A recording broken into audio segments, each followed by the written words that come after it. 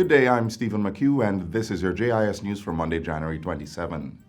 A state of public emergency is now in effect for the Kingston Eastern Police Division. The special security measure was announced on Sunday at Jamaica House by Prime Minister Andrew Holness. It will be in effect for the next 14 days. Commissioner of Police Major General Anthony Anderson said police statistics showed that the police division had seen an uptick in violent crimes. Already, since the start of 2020, the Eastern Kingston Division has recorded 11 murders, when compared with the 3 during the corresponding period last year. Major General Anderson says there were 32 criminal gangs in the police division, 33 wanted persons, and 34 violence producers. In 2019, Kingston Eastern saw a 16% increase in murders and a 49% hike in shootings, with 67% of shootings related to gang activity. The boundaries of the state of public emergency stretch from the intersection of Michael Manley Boulevard and South Camp Road in the west along Vineyard Road to the end of Diana Drive.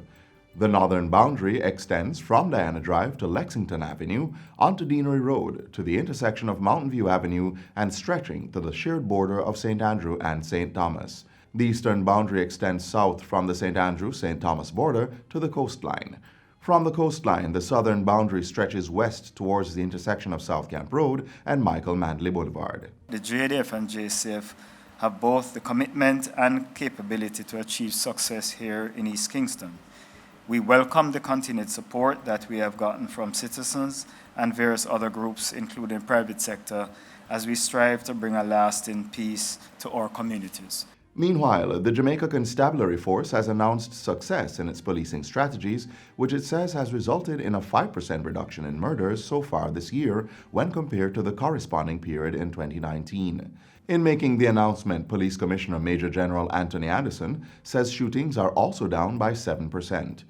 He adds that robberies are down 25%, break-ins dipped by 46%, rape decreased by 36%, while there have been 73% fewer larcenies. And the police commissioner is also reporting that all police divisions under the states of emergency have experienced sharp dips in shootings, while murder has reduced in most. He says murders increased by 7% in St. James, but the figures are trending down.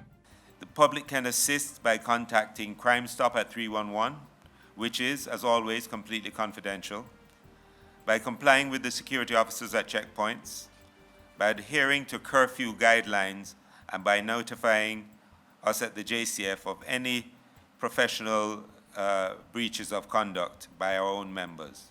The European Union EU-funded Poverty Reduction Program, PRP, will be carrying out rehabilitation works at 6 police stations across the island. Approximately $235 million will be spent transforming conditions at the Mount Salem, Franklin Town, Adelphi, Four Paths, Lionel Town, and Denham Town stations. Details were provided at Thursday's launch of the PRP Police Station Rehabilitation Project, which will be implemented by the Jamaica Social Investment Fund, JIS. Minister of National Security Dr. Horace Chang says one major objective of the rehabilitation activities is to strengthen the police force and guarantee citizen safety in those communities. That's what we're seeking to do, is safety. Because the first thing that the individual want in their community is safety. That they can not only walk when they come home from work, their kids can walk to school safely, they feel comfortable moving their family around, they can go to the nearby play field and play, and feel comfortable, whether it is to play or to watch a football match and be participating in social activities.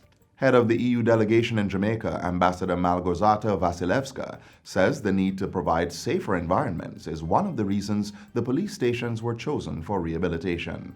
It is with this in mind why we at the European Union, along with our Jamaican partners, designed the Poverty Reduction Program to support specific elements of Jamaica's own strategies to achieve a secure, cohesive, and just society. Health and Wellness Minister Dr. Christopher Tufton has expressed his satisfaction with work carried out over the last 3 days under the National Dengue Cleanup Initiative.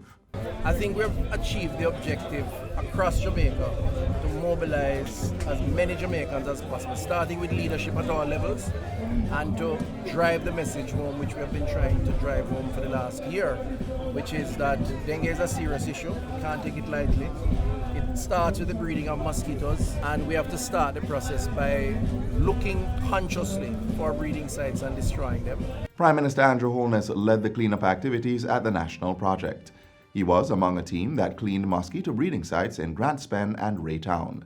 These were among 36 communities listed as critical to eliminate mosquito breeding sites. The work teams bushed overgrown vegetation, removed bulky waste, and filled depressions where mosquitoes are likely to breed. Residents were also engaged and encouraged to cover drums and other water-holding containers and to empty or destroy containers as necessary. When we send out the people to do fogging, and someone take up a stone and hit that person who is trying to do the public's job in the public interest, because some people, for their own private reasons, don't want anybody in their community or don't want anybody in them yard. That can't work. And I'm saying it here again to every single citizen of Jamaica.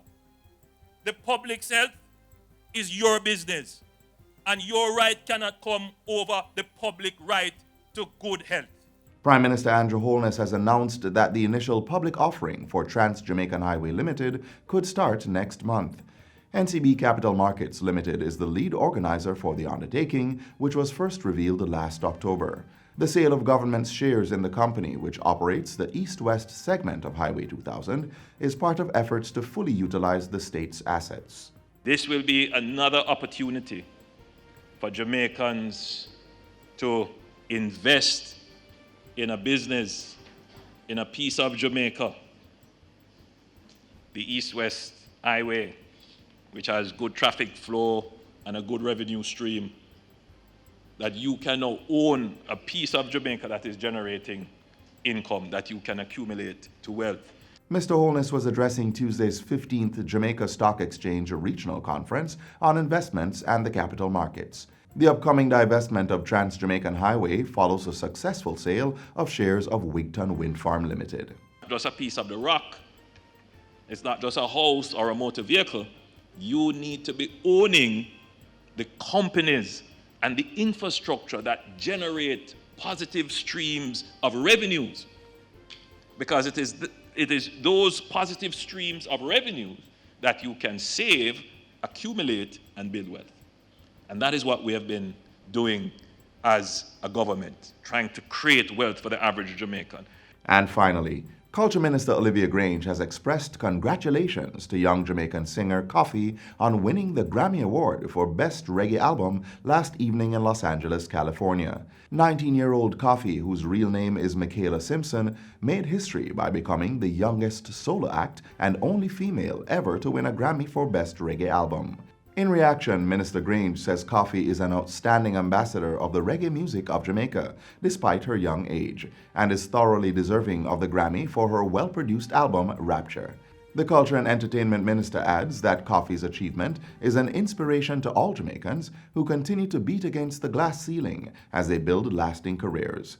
She also congratulated Julian Marley, Sly and Robbie and Roots Radix, Steel Pulse, and Third World, who were nominated for the Reggae Grammy. And that's it for JIS News Today. I'm Stephen McHugh. Thanks for watching.